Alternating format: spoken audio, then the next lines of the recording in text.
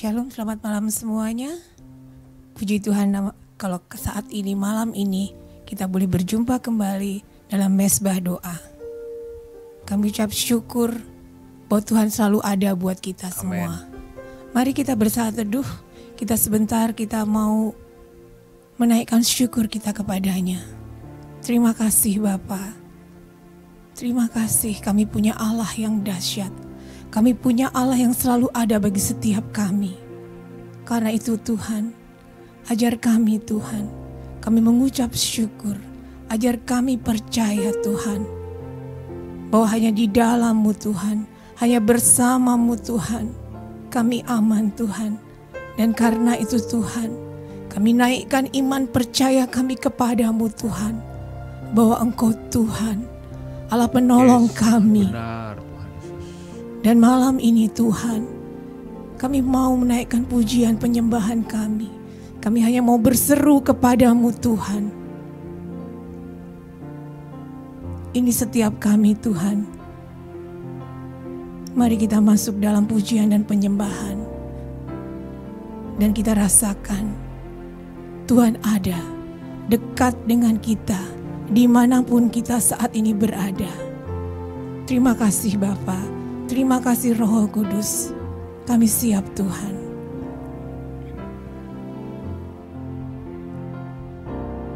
Kau Tuhan, penolong dalam hidupku.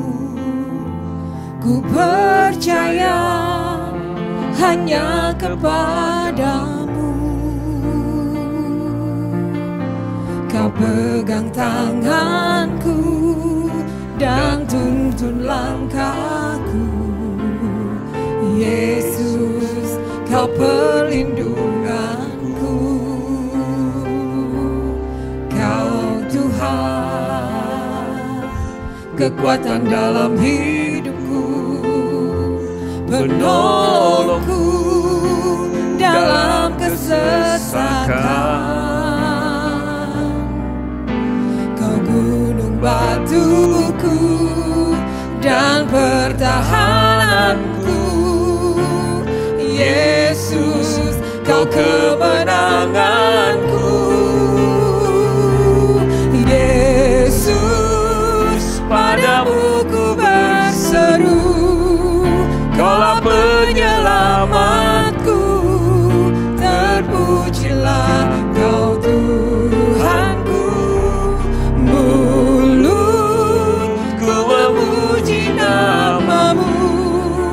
Sepanjang umur hidupku, terpujilah Kau Tuhanku di atas segalanya. Mari katakan dengan yakin bahwa Engkau Tuhan satu-satunya penolong dalam hidup kita. Kau Tuhan, penolong dalam hidupku. Ku percaya hanya kepada-Mu. Kau pegang tanganku, Kau tuntun langkahku.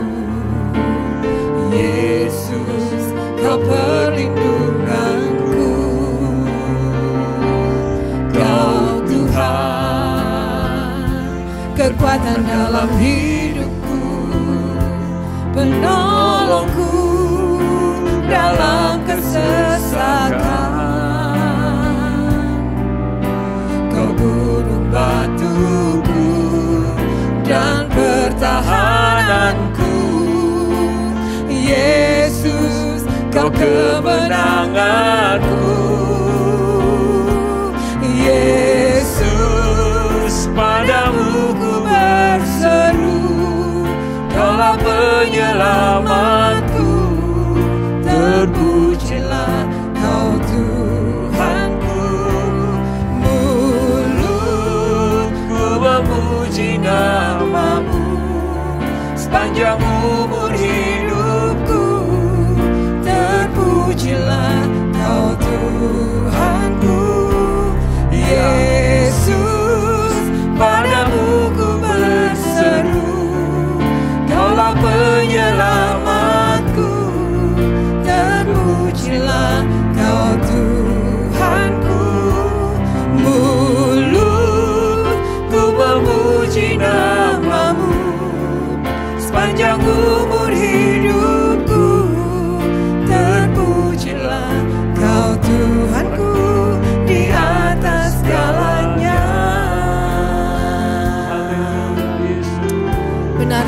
Engkaulah penolong kami Tuhan. Engkau ada dalam hidup kami Tuhan. Kami percaya, kami percaya Engkau Tuhan ada menolongku, kekuatanku, kami naikkan syukur padamu, pertolonganku, Engkaulah penyelamat kami, Engkaulah Tuhan hanya padamu kami naikkan ku syukur percaya, hanya kepadamu ku berserah, hanya kepadamu. Oh, benar Tuhan, Haleluya, benar Yesus. amin. Siapakah kami Tuhan? Karena kekuatan kami hanya di dalam-Mu Tuhan. Engkau Tuhan yang kami percaya Tuhan. Engkau yang memegang setiap tangan kami. Engkau menuntun langkah kami. Engkau perlindungan kami. Engkau gunung batu pertahanan kami Tuhan. Yes, yes Lord. Amin. Dan kemenangan kami ada di dalam Engkau Tuhan. Yes.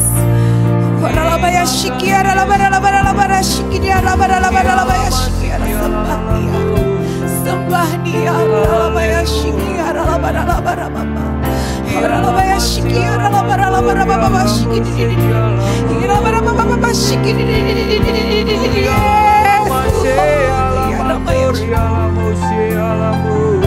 Ini kami Tuhan. Ini hidup kami. Ku percaya padamu.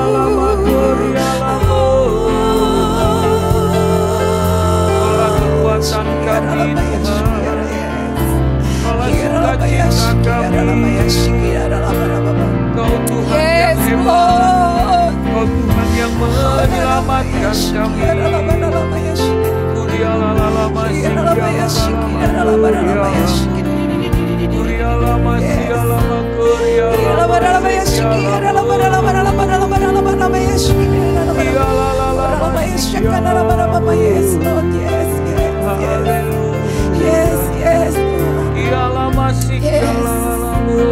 Yes, kami mengucap syukur Tuhan. Kami mengucap syukur punya Allah yang dahsyat seperti Engkau Tuhan. Kami punya Allah yang besar kuasanya atas hidup kami Tuhan. Raya Maya Shiki adalah barala Maya Shiki. Karena itu kami menyembah-Mu Tuhan. Kami katakan dengan iman percaya kami Tuhan. Amin. Bahwa Engkaulah penolong kami. Yes, Engkau benar. Tuhan kekuatan kami. Benar. Yes. Terima kasih. Mari setiap Terima hati. kasih Yesus. Jika engkau ada yang letih lesu, jika engkau ada yang lemah, maka angkat suaramu, angkat tanganmu dengan iman percaya, katakan. Katakan dengan iman. Yes. Yes.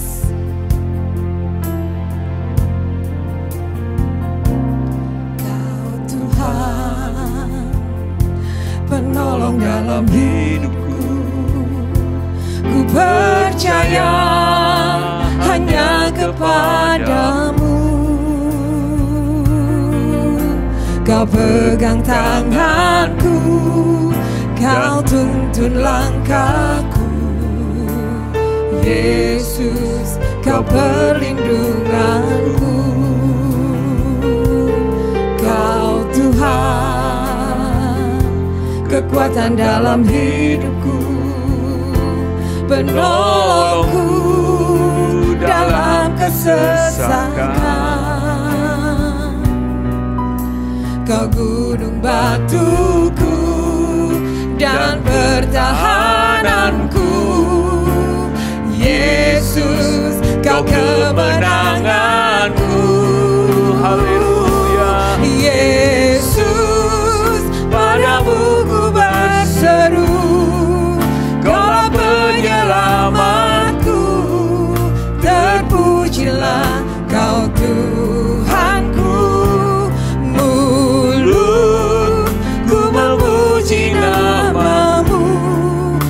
sepanjang umur hidupku. Terpujilah Kau Tuhanku, Yesus, padamu ku berseru. Kaulah penyelamatku, terpujilah Kau Tuhanku. Mulutku memuji namamu sepanjang umur hidupku. Terpujilah Kau Tuhanku di atas segalanya.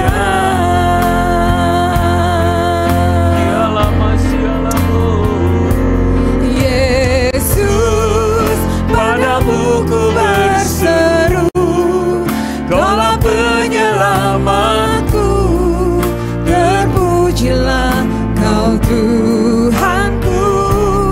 Mulutku memuji namamu sepanjang umur hidupku. Terpujilah Kau Tuhanku, Yesus, padamu ku berseru. Kaulah penyelamatku, terpujilah Kau Tuhanku. Mulutku memuji namamu sepanjang umur hidupku. Terpujilah Kau Tuhanku di atas segalanya. Kami percaya. Terima kasih Yesus. Yes, Kau sungguh baik Tuhan. benar Tuhan. Kialah Yes. masih kialah Kami berucap syukur Tuhan. Haleluya. Boleh memuji menyembah-Mu. Kami boleh menaikkan syukur iman Amin. percaya kami Tuhan. Dan biarlah Tuhan, tidak hanya pujian dan penyembahan, tapi izinkan kami dengar-dengaran akan firman-Mu Tuhan. Karena firman-Mu itu Tuhan, firman-Mu yang membuat kami hidup, yang membuat kami menang di dalam Engkau. Terima kasih Bapa, terima kasih. Kami siap Tuhan. Yes. Terima kasih Tuhan Yesus buat setiap anak-anak-Mu yang menyaksikan program Mesbah Doa ini. Terima kasih untuk hamba-Mu dan teman-teman hamba-Mu yang hari ini melayani. Bukan satu kebetulan, tapi semua karena karya Roh-Mu yang kudus Tuhan. Dan jika sebentar Tuhan kami rindu, kami dipuaskan dengan firman-Mu Tuhan. Biarlah firman yang kami dengar ini menjadi satu kebenaran yang memerdekakan. Kami secara manusia terbatas, tapi Roh Kudus tidak terbatas, berkarya melampaui setiap ruang dan waktu Tuhan. Dimanapun Tuhan orang-orang yang menyaksikan kebenaran firman-Mu ini Tuhan, ketika mereka menerima kebenaran ini, mereka dimerdekakan, hidup mereka diubahkan. Karena mereka Tuhan sungguh menjadi pribadi-pribadi yang menjadi taat akan firman. Sampaikan isi hati-Mu Tuhan, dan kami siap semua diarahkan untuk mendengar firman-Mu. Dalam nama Yesus. Haleluya. Amin. Salam saudara yang terkasih dalam Tuhan. WTC Families, saudara yang menyaksikan acara Mesbah Doa ini, dan saya bersyukur, bersukacita bahwa di masa-masa ini Tuhan terus memelihara kita, dan saya percaya Dia akan terus berkarya, menolong, menyelamatkan kita di hari zaman ini. Saudara yang terkasih dalam Tuhan, bahwa hari-hari ini begitu banyak perubahan terjadi di dunia ini, bahkan di negeri kita ya. Banyak hal yang sering sekali bikin kita terkejut, geleng-geleng kepala ya, karena begitu banyak ketidakpastian. Tapi saudara, di balik semua itu ada Roh Kudus yang akan menolong kita, menuntun kita, menyelamatkan kita. Tetapi saudara, Roh Kudus tidak dicurahkan kepada setiap orang. Roh Kudus dicurahkan kepada saudara setiap orang yang mau sungguh-sungguh mencari Tuhan. Dan salah satunya adalah saudara yang hari ini menyaksikan acara Mesbah Doa ini dan mau hidup di dalam kebenaran firman Tuhan. Nah, baik kita buka saudara di dalam Yeremia 9 ayat 23 sampai 24. Saya minta Elfri membacakan bagaimana yang firman Tuhan sampaikan supaya kita tetap teguh, kita tetap bisa melayani Tuhan di hari-hari ini. Silakan, Elfri. Yeremia 9 ayat 23 sampai 24. Yeremia 9 ayat 23-24, mengenal Allah adalah kebahagiaan manusia. Ayat 23, beginilah firman Tuhan. Janganlah orang bijaksana bermegah karena kebijaksanaannya. Janganlah orang kuat bermegah karena kekuatannya. Janganlah orang kaya bermegah karena kekayaannya. Tetapi siapa yang mau bermegah, baiklah bermegah karena yang berikut, bahwa ia memahami dan mengenal aku, bahwa akulah Tuhan yang menunjukkan kasih setia, keadilan dan kebenaran di bumi. Sungguh semuanya itu kusukai. Demikianlah firman Tuhan. Saudara, Nabi Yeremia adalah nabi yang diutus kepada kerajaan Yehuda pada waktu itu, dan dia dipanggil oleh Tuhan sejak dari mudanya, dan dia datang memperingati saudara kerajaan Yehuda, raja-raja, semua suku Yehuda, kerajaan Israel pada waktu itu saudara. Dan dia mengingatkan bangsa ini yang sudah meninggalkan Tuhan, menyembah berhala, memegahkan dengan kekayaannya, kekuatannya, kebijaksanaan. Jadi pada waktu itu saudara, Yehuda tepatnya, Yehuda pada waktu itu mulai meninggalkan Tuhan. Mereka lebih mempercayai berhala-berhala. Mereka lebih mempercayai kekayaan yang bisa menyelamatkan mereka. Dan saat itu Nabi Yeremia tampil mengingatkan. Di dalam ayat 23 katakan, jangan orang bijaksana bermegah karena kebijaksanaannya. Saudara yang terkasih dalam Tuhan, bijaksana itu bagus. Tetapi saudara, kebijaksanaan kita itu tidak bisa mencapai mengetahui apa yang terjadi di masa depan.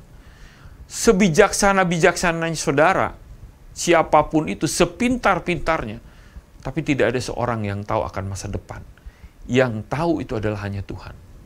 Jadi ketika saudara, seseorang pede dengan apa hikmatnya, mungkin dengan kepintarannya, kecerdasannya, dan dia menganggap bahwa dia bisa mengatur Tuhan, disitulah awal dari kejatuhan. Firman Tuhan berkata di dalam Yakobus 4 disampaikan, jika kamu pergi berusaha, lalu kamu berpikir setahun untung segini, mungkin kamu jadi kaya, jadi begini. Ingat, ya, kamu nggak tahu masa depan. Kita nggak tahu masa depan, saudara. Mungkin hari ini saudara lebih mempercayai kebijaksanaan manusia.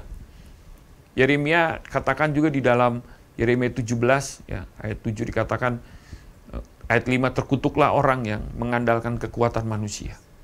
Jadi saudara, Yeremia mengingatkan, dan firman ini kekal. Kita pun yang hidup di zaman ini, saudara, bisa dikatakan bahwa hari ini, saudara, kita begitu tergantung, saudara, dengan informasi yang ada di internet. Ya, bahkan hari-hari ini kita sering sekali mendengar istilah AI, ya, artificial intelligence.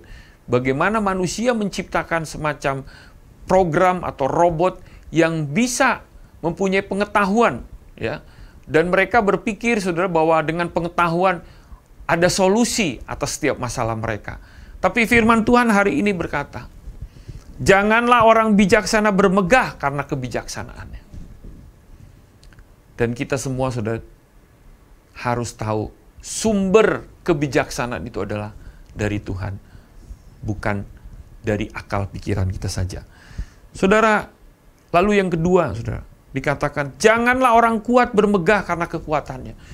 Kuat di sini berbicara, saudara, mengenai mungkin dia diberikan wewenang, kuasa atau pemerintahan, sehingga dia bisa bertindak suka-suka, ya, atau mungkin dia ada di dalam satu posisi yang strategis, entah itu di perusahaan, entah itu di pemerintah, entah itu mungkin juga di gereja.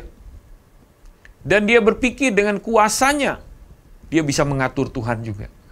Saudara, dunia ini, saudara, nggak tahu apa yang terjadi ke depan. Bahkan negara-negara superpower sendiri pun juga yang bisa dikatakan negara-negara Eropa, saudara, hari ini mengalami kegoncangan.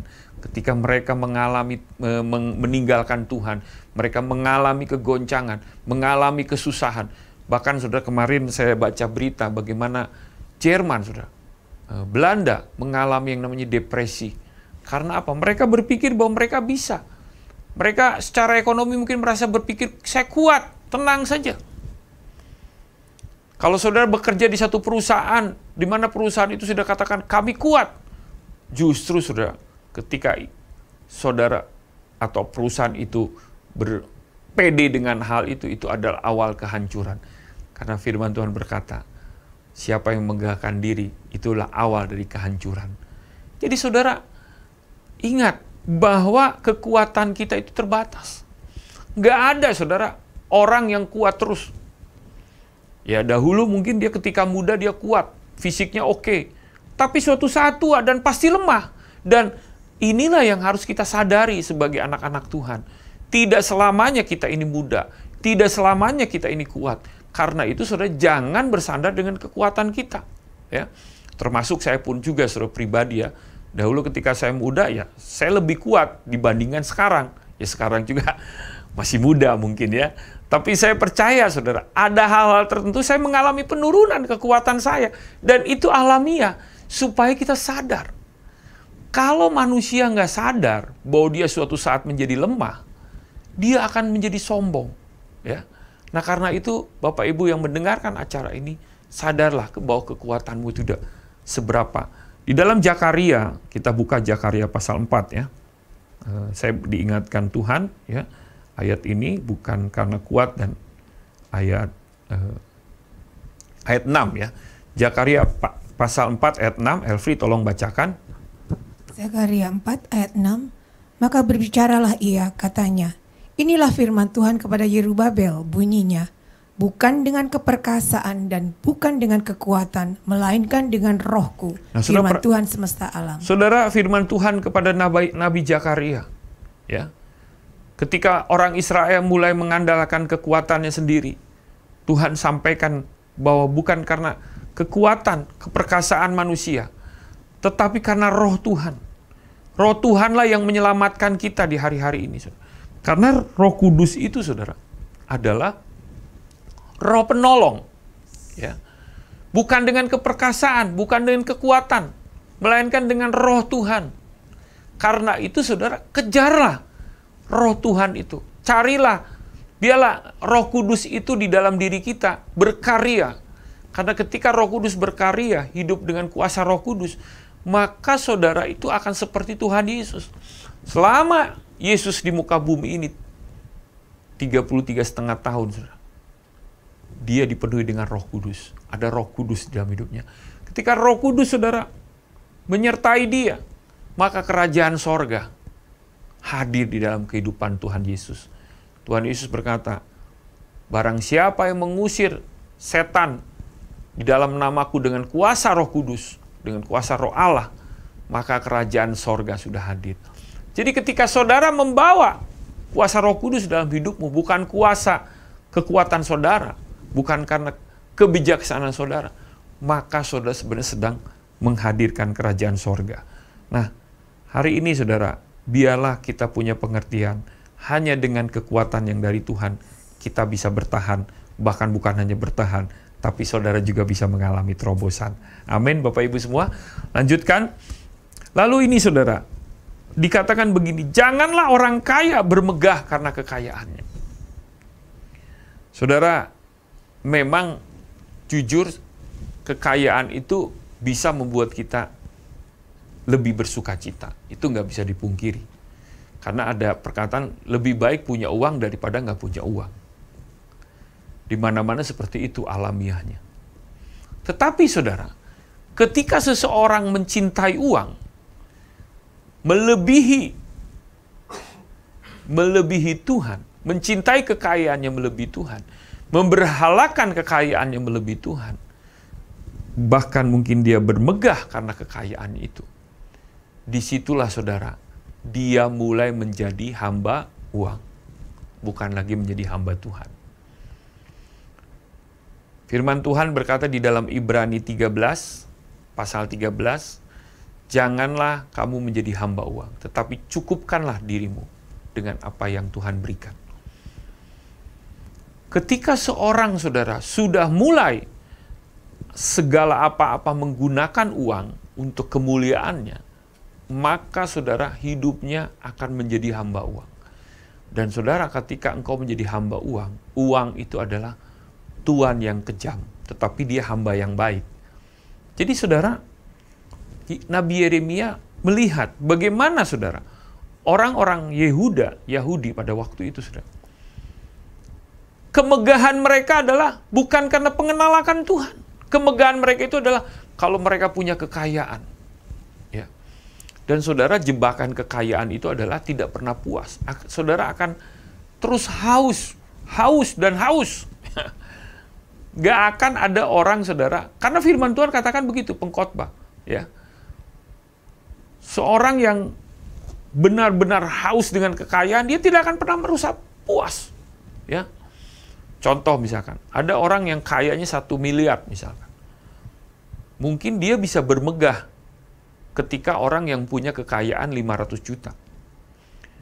Tapi ketika dia bertemu dengan orang yang kekayaannya 10 miliar, maka di situ saudara, dia akan terpancing untuk terus lagi menjadi lebih kaya. Dan ketika dia sudah mencapai titik mungkin jadi 11 miliar kekayaannya, dia mungkin bisa bermegah karena dia lebih tinggi dibandingkan dengan yang 10 miliar tadi. Tapi ketika dia bertemu lagi dengan orang yang 100 miliar, maka dia akan haus lagi dengan kekayaan itu. Dan akhirnya saudara, sampai dia mati saudara, dia tidak akan pernah puas dengan apa yang Tuhan berikan. Dan Nabi Yeremia mengingatkan ini kepada kita yang sedang di akhir zaman ini. Jangan bermegah karena kekayaan. Jadi bermegah dalam hal apa? Ya.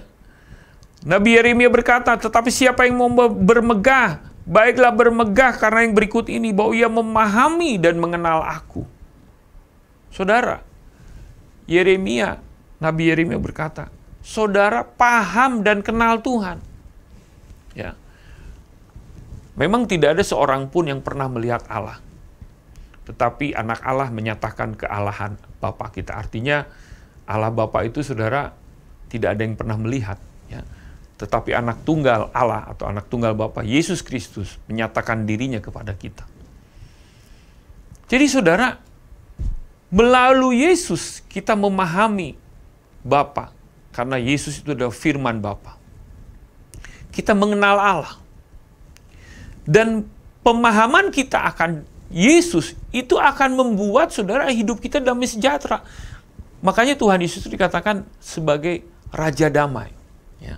Penasehat yang ajaib. Allah yang perkasa. Raja Damai.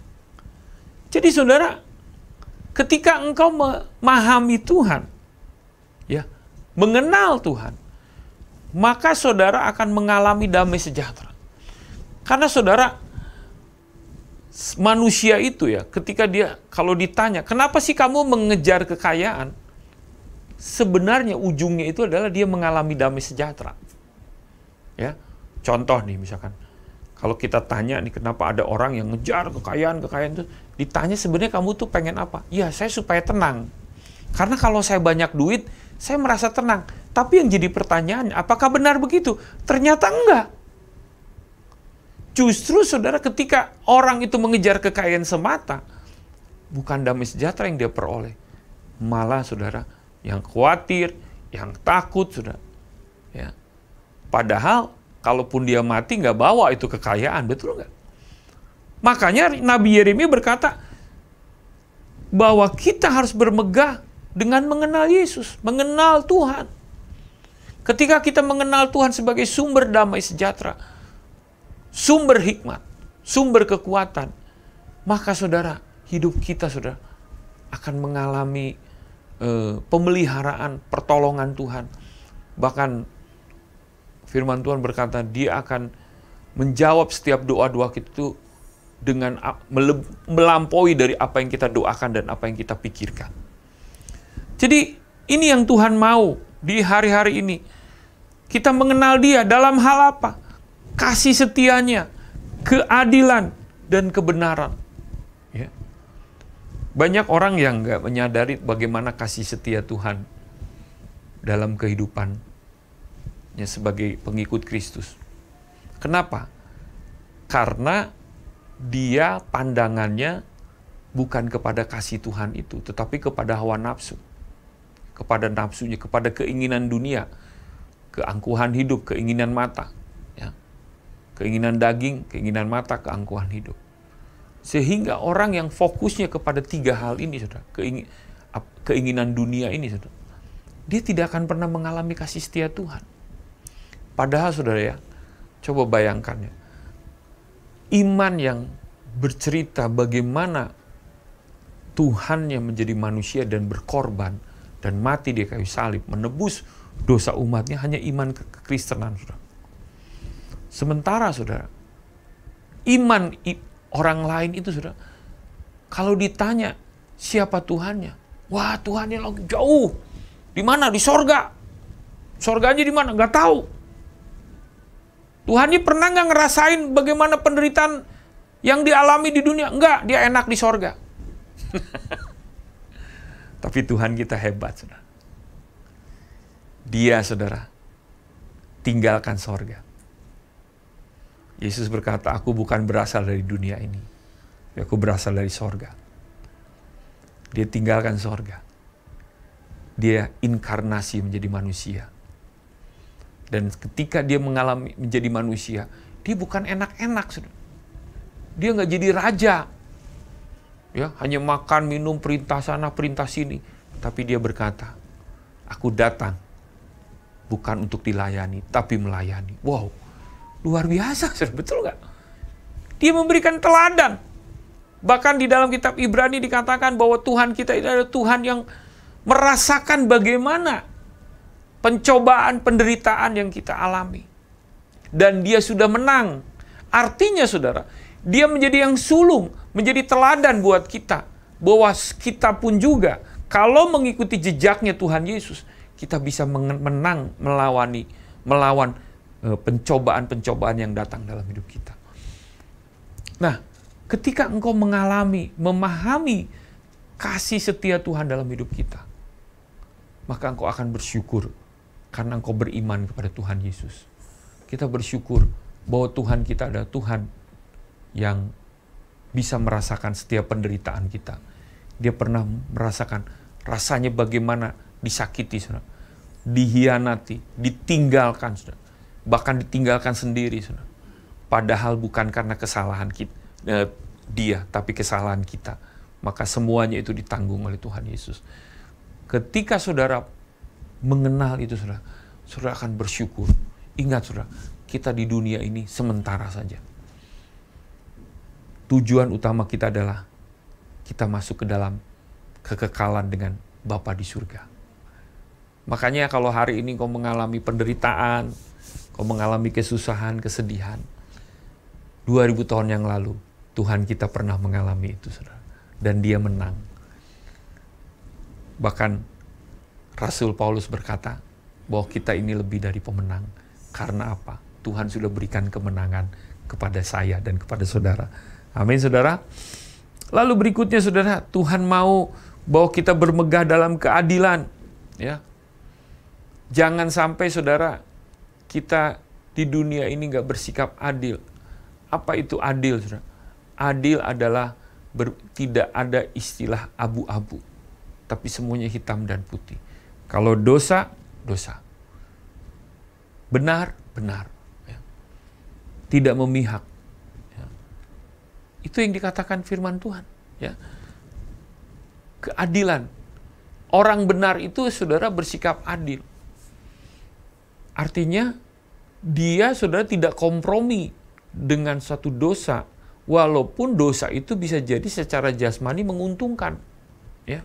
Karena banyak, saudara, di dunia ini yang menjanjikan ketidakadilan tapi menguntungkan buat kita. Entah itu dalam hidup, dalam perdagangan, ya, atau dalam, ya mungkin kebanyakan sih dalam bisnis, ya. Kita ada kecenderungan cari mudahnya aja, ya. Walaupun itu nggak adil, sudah. Makanya Rasul Paulus berkata kepada Timotius, ya, dia berkata, hai anakku, jauhilah nafsu anak muda, tetapi kejarlah keadilan, kesetiaan, dan kebenaran bersama-sama dengan orang-orang yang mencari itu.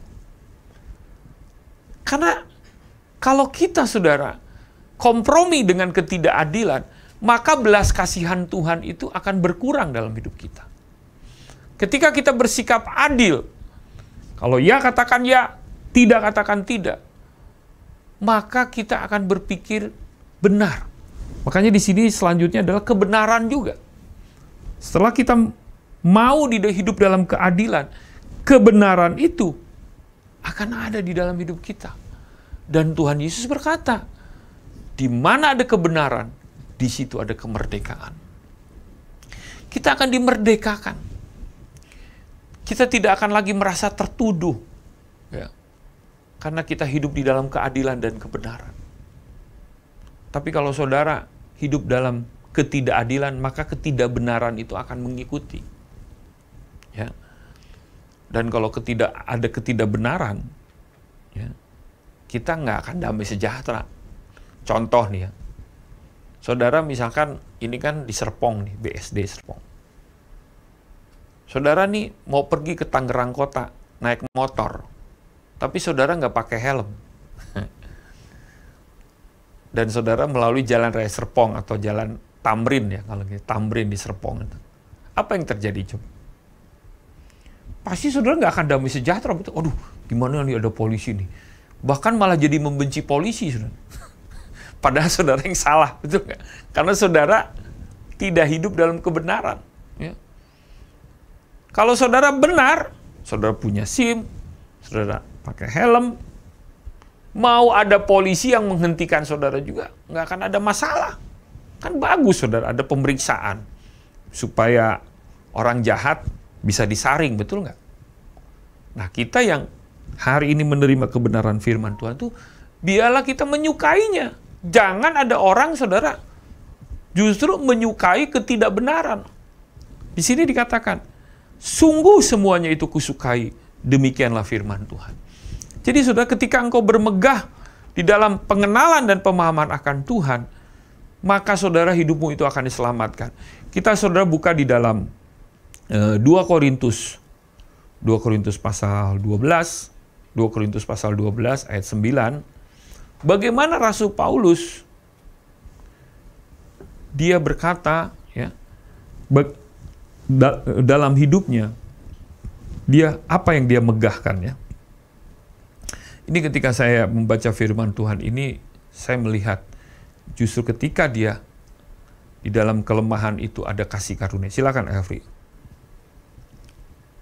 Tetapi jawab Tuhan kepadaku, cukuplah kasih karuniaku bagimu, sebab justru dalam kelemahanlah kuasaku menjadi sempurna. Sebab itu terlebih suka aku bermegah atas kelemahanku, supaya kuasa Kristus turun menaungi aku. Ayat 10, lanjutkan. Karena itu aku senang dan rela di dalam kelemahan, di dalam siksaan, di dalam kesukaran, di dalam penganiayaan dan kesesakan oleh karena Kristus. Sebab jika aku lemah, maka aku kuat. Sebab jika aku lemah, maka aku kuat. Luar biasa, saudara. Kalau saya membaca ayat ini, saudara, saya memang belum seperti Rasul Paulus. Ya harapan saya juga jangan juga, saudara. Karena kan belum tentu saya sanggup mengalami siksaan, saudara. Tapi kita belajar, saudara, dari Rasul Paulus ini. Dia, saudara, ditaruh oleh Tuhan, ya, diizinkan oleh Tuhan. Ada iblis yang menggoda dia. Ya, kalau saudara baca ayat sebelumnya, utusan iblis untuk mengocoh dia. Ya. Kenapa Rasul Paulus itu, saudara, sengaja Tuhan taruh seperti itu? Karena Rasul Paulus begitu banyak sekali mengalami hal-hal yang supranatural dalam hidupnya. Ketika dia dipanggil oleh Tuhan, saudara, dia langsung bertemu dengan Tuhan Yesus dalam kemuliaannya. Rasul yang lain, saudara, 12 murid yang lain kan hanya melihat Yesus itu sebagai manusia, sebagian besar waktunya hanya ketika pengangkatan saja, betul nggak? Tapi saudara, Rasul Paulus saat itu dia mengalami bagaimana Yesus dalam tubuh kemuliaannya, dalam cahaya yang membutakan matanya. Dia berkata kepada Paulus, Paulus, saat itu dia namanya masih Saulus. Saulus, Saulus, mengapa engkau menganiaya aku? Dan Saulus pada waktu itu berkata, siapakah engkau? Tuhan. Lalu Yesus berkata, akulah Yesus yang kau aniaya. Padahal pada waktu itu Saulus sedang menganiaya jemaat Tuhan. Bagaimana dia begitu, potensinya begitu besar. Dia seorang murid Gamaliel, ya, seorang Farisi dari suku Benyamin. Wah, orang Farisi yang sangat fanatik dalam hal hukum Taurat, kata Rasul Paulus. Aku tidak bercacat. Dia sangat disayangi oleh ahli-ahli Taurat dan para pemimpin pada waktu, karena dia masih muda, begitu ambisi. Bahkan kalau Rasul Paulus itu nggak bertobat, bisa jadi dia seorang imam besar atau seorang yang sangat berpengaruh pada waktu itu di dalam Dewan Musyawarah Agama Yahudi, Sanhedrin, ya.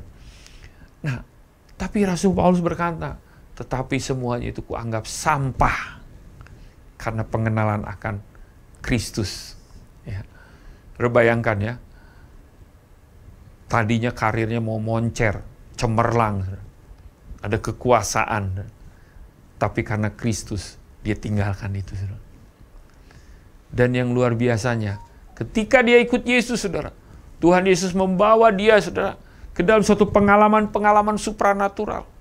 Dia bisa menyembuhkan banyak orang. Bahkan, saudara, Kisah Para Rasul mencatat, sapu tangannya saja bisa menyembuhkan orang.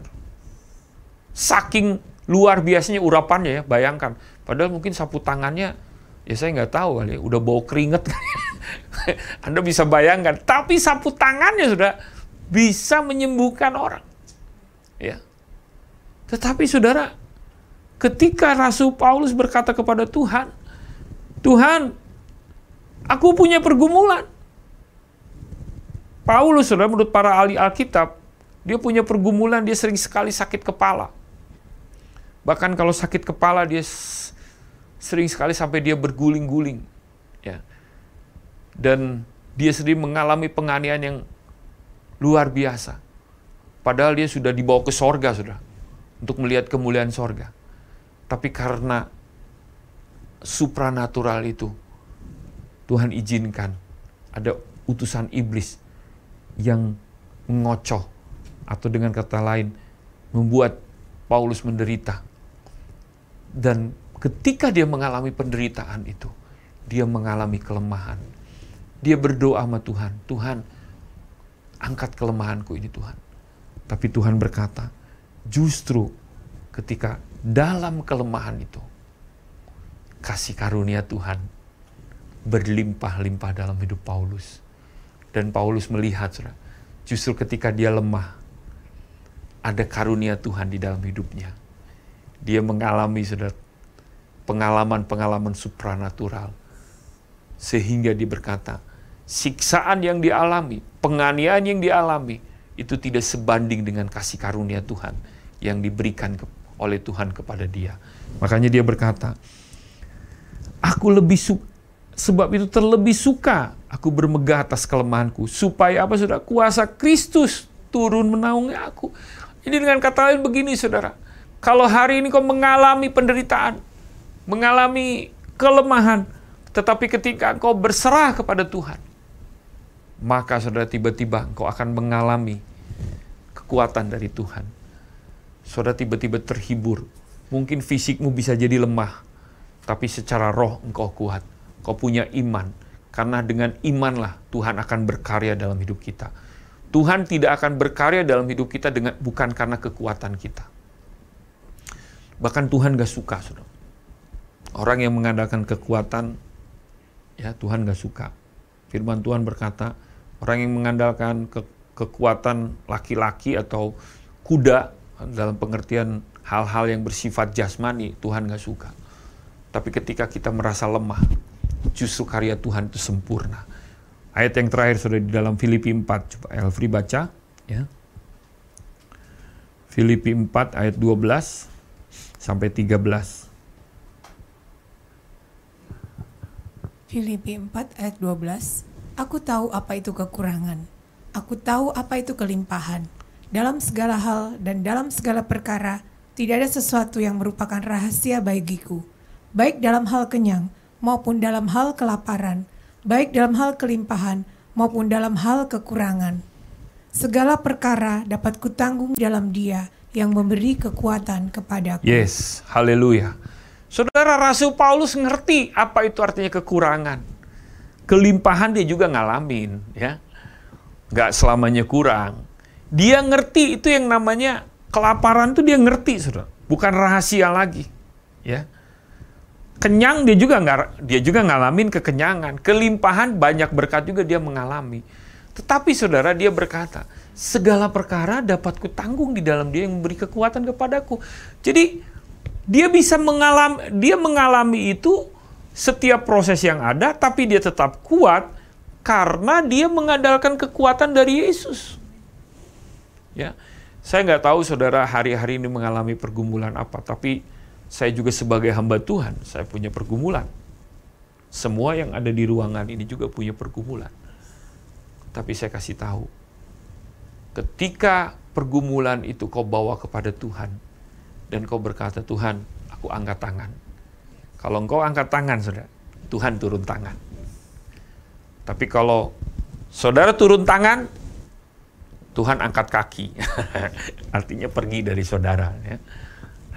Karena itu saudara, hari ini saya ajak saudara berdoa kepada Tuhan. Tuhan, apapun yang hari ini aku alami, biarlah Tuhan berkarya dalam hidupku. Segala perkara dapat kutanggung di dalam Dia. Ya.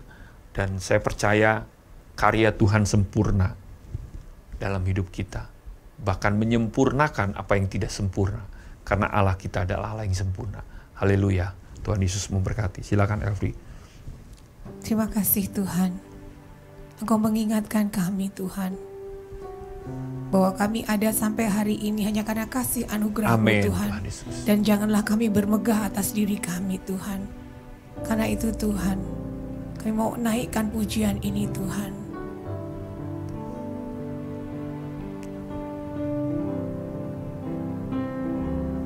Ku ada sebab anugerah-Mu, ku ada karena kasih-Mu, Tuhan Yesus. Ku berterima kasih buat kasih rahmat-Mu. Terima kasih Yesus, Yesus. Terima kasih, hanya anugerah-Mu buat hidupku sekarang. Ku kan memuji-Mu selamanya. Haleluya. Terima kasih. Amin Tuhan. Yesus, Yesus.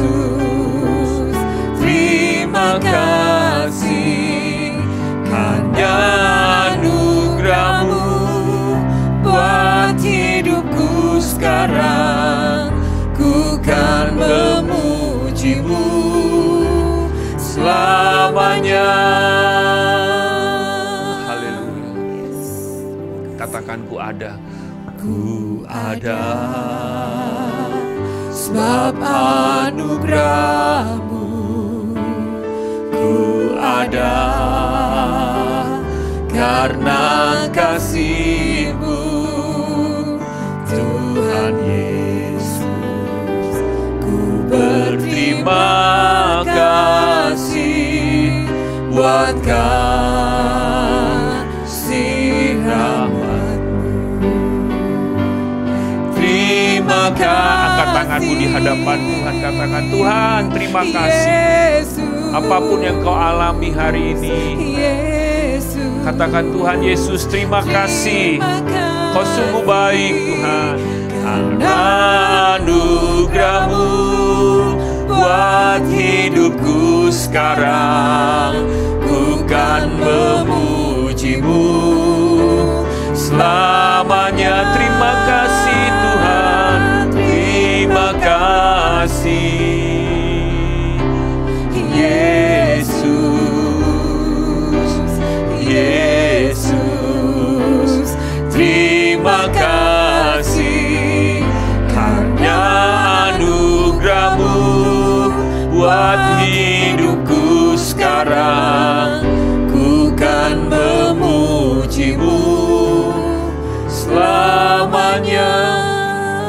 Saudara yang terkasih dalam Tuhan, kau yang menonton acara ini, mungkin kau ada penderitaan, ada kesusahan, ada kemiskinan di dalam hidupmu, di mana kau mungkin mengalami putus asa, dan kau seperti tidak punya pengharapan. Tapi hari ini firman Tuhan berkata, segala perkara dapat kutanggung di dalam Dia, Yesus Kristus, yang memberi kekuatan kepadamu. Firman Tuhan berkata, janganlah kita bermegah dengan kebijaksanaan, kekuatan, kekayaan. Karena itu bersifat sementara. Tapi kita punya Tuhan Yesus yang kekal. Firman Allah yang dari dulu, sekarang, sampai selamanya tidak berubah. Dia datang memberikan damai sejahtera buat kita. Dia datang memberikan kekuatan. Bahkan Dia telah mati di kayu salib untuk setiap dosa-dosa kita. Firman Tuhan berkata hari ini, marilah datang yang letih, lesu, dan terbeban berat. Datang kepada Yesus dan belajar daripadanya, karena Yesus lemah lembut dan rendah hati, dan Dia akan memberi kelegaan kepadamu. Kau yang hari ini mengalami sakit penyakit, kau yang hari ini mengalami penderitaan, pergumulan, angkat kedua tanganmu, supaya Tuhan turun tangan hari ini. Saya mau berdoa buat saudara. Tuhan, kau melihat setiap tangan-tangan yang terangkat hari ini. Mungkin mereka sakit dan mereka menaruh tangan mereka di bagian tubuh mereka yang sakit. Bilur-bilur Yesus menyembuhkan dalam nama Tuhan Yesus. Jika mereka, Tuhan, hari ini membutuhkan bisnis, usaha, pekerjaan, biarlah kau berkarya menjadi sumber hikmat bagi mereka, sehingga mereka mendapatkan berkat dari hikmat yang kau berikan. Jika mereka mengalami kesedihan hari ini, keputusasaan, tidak pengharapan, Tuhan, biarlah roh-Mu yang kudus, Roh Kudus, roh yang lemah lembut, penuhi hati mereka, berikan mereka sukacita, berikan mereka damai sejahtera yang menyembuhkan, yang memulihkan hidup mereka. Terima kasih Tuhan. Kami percaya di hari-hari ini, terakhir ini Tuhan, roh-Mu yang kudus akan kau curahkan kepada setiap orang, supaya kami mengalami perjumpaan, pengenalan akan Tuhan lebih lagi Tuhan. Terima kasih Tuhan untuk malam hari ini, hamba-Mu sudah sampaikan kebenaran.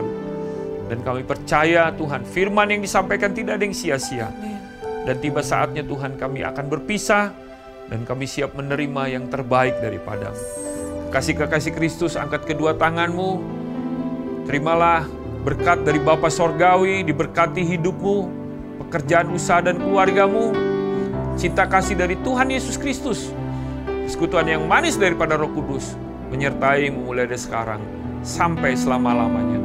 Tuhan Yesus memberkati kita semua. Haleluya. Amin.